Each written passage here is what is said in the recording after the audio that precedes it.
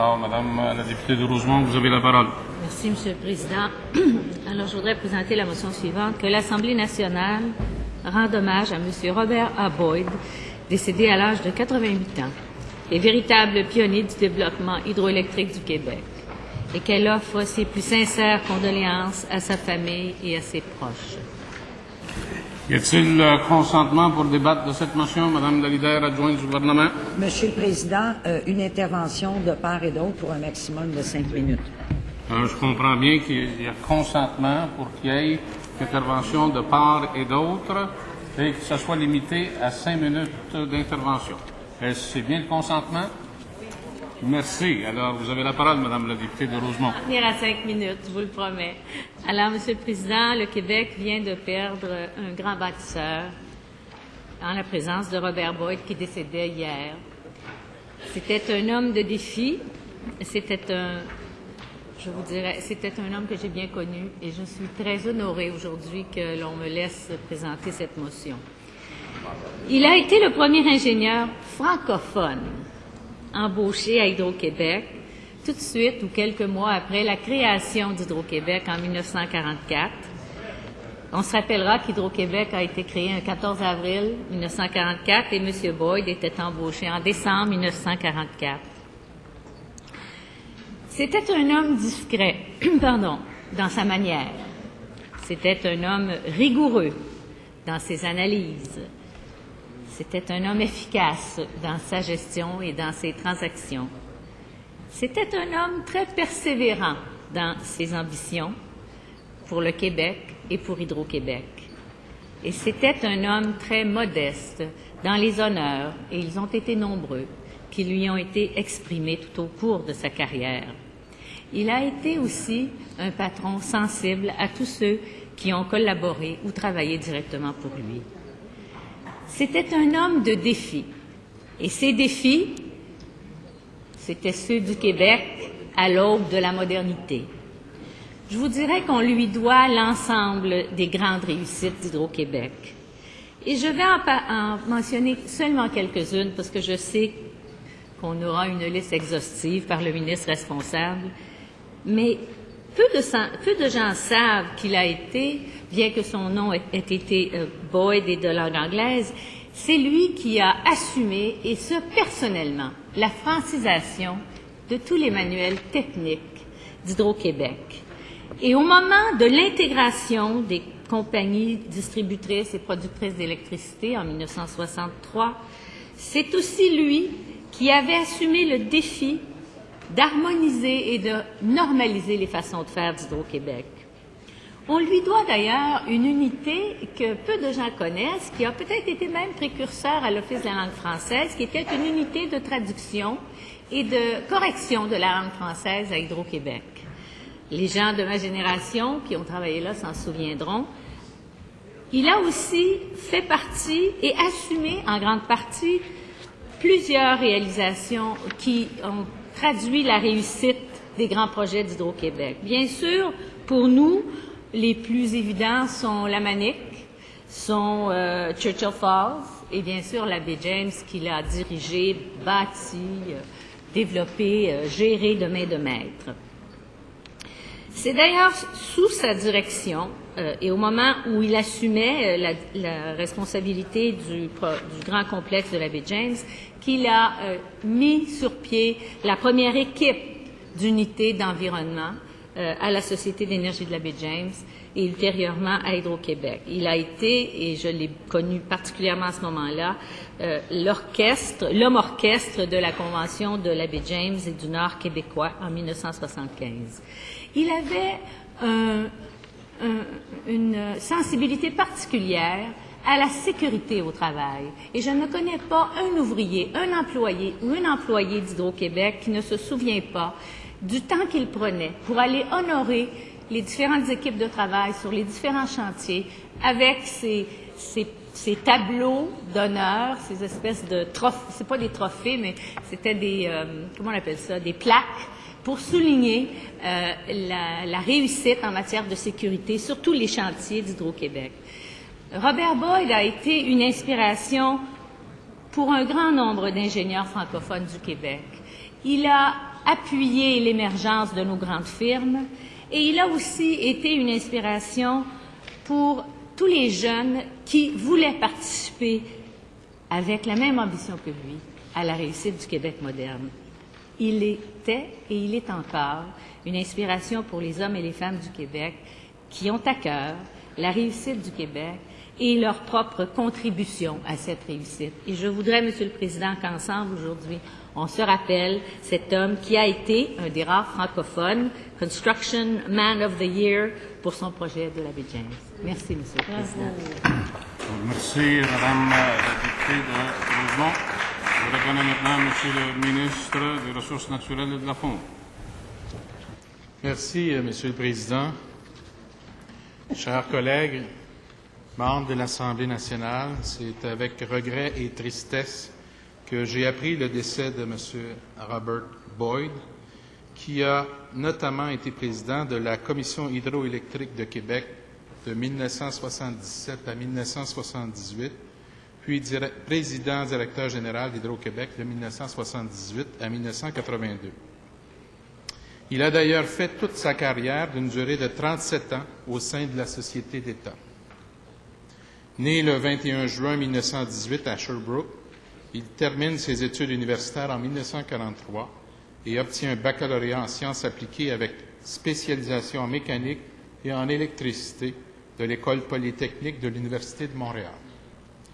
Un an plus tard, M. Boyd devient, comme le disait ma collègue de Rosemont, le premier ingénieur francophone à être engagé au siège social d'Hydro-Québec, notre société d'État créée le 14 avril 1944 par le gouvernement d'Adélard Godbout pour gérer les avoirs électriques et gaziers de la Montreal Light, Heat and Power Company. M. Boyd multiplie alors les efforts pour favoriser l'usage du français comme langue de travail. D'ailleurs, l'anecdote veut qu'il faisait du travail de traduction de ses manuels de directives et de façon de faire à la maison, le soir, avec sa conjointe. Après avoir gravi plusieurs échelons dans l'entreprise, M. Boyd devient directeur général d'Hydro-Québec en 1965. À ce titre, il participe aux démarches qui conduisent à la création de l'Institut des recherches d'Hydro-Québec, l'IREC, et il dirige les négociations qui mènent à la signature du contrat de l'énergie produite aux chutes Churchill. En 1969, Monsieur le Président, le gouvernement du Québec le nomme commissaire à Hydro-Québec, puis le désigne en 1972 commissaire responsable du projet d'aménagement hydroélectrique de la baie James. Il devient alors président de la Société d'énergie de la baie James et c'est à ce titre qu'il participe le 11 novembre 1975 à la signature de la Convention de la baie James et du Nord québécois. En 1976, M. Boyd est nommé vice-président d'Hydro-Québec puis président-directeur général l'année suivante. Il occupera ce poste jusqu'au tout début de 1982. À plus d'un titre, M. Boyd aura été un véritable pionnier, un bâtisseur d'eau. Il a ouvert la voie à toute une génération de Québécois qui souhaitaient travailler non seulement au développement d'Hydro-Québec, mais aussi à celui du Québec. Robert Boyd a su démontrer par son travail et par son engagement son attachement profond pour le Québec. Son dévouement, reconnu de tous, restera gravé dans nos mémoires. J'ai eu le privilège de le rencontrer samedi, le 17 juin dernier, lors des cérémonies entourant l'inauguration officielle du Parc des bâtisseurs d'eau à la baie James, en hommage aux quelques 180 000 personnes qui ont participé au chantier de la baie James dans ses différentes phases. J'ai même eu le privilège d'y rencontrer un confrère, un collègue lors de mes études secondaires, son fils Daniel, qui l'accompagnait.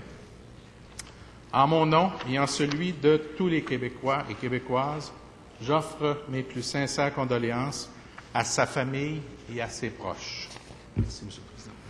Merci, M. le ministre. Monsieur le député de Rivière-du-Loup. Oui, Monsieur le Président, je veux associer la voix de notre formation politique à cette motion, offrir à mon tour mes plus sincères condoléances aux proches, à la famille et aux proches de M. Robert A. Boyd.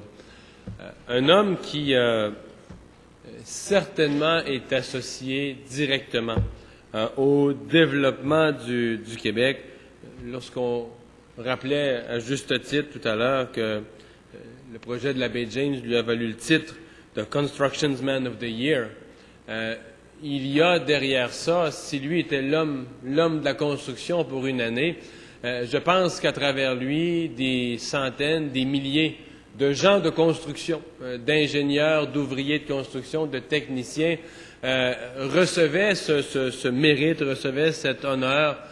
Et de ce point de vue-là, il était pour une époque complète du Québec, une époque de développement énergétique spectaculaire, une époque où le Québec a pris l'avance dans un domaine, une époque où le Québec a construit des infrastructures dont les retombées économiques allaient traverser le temps.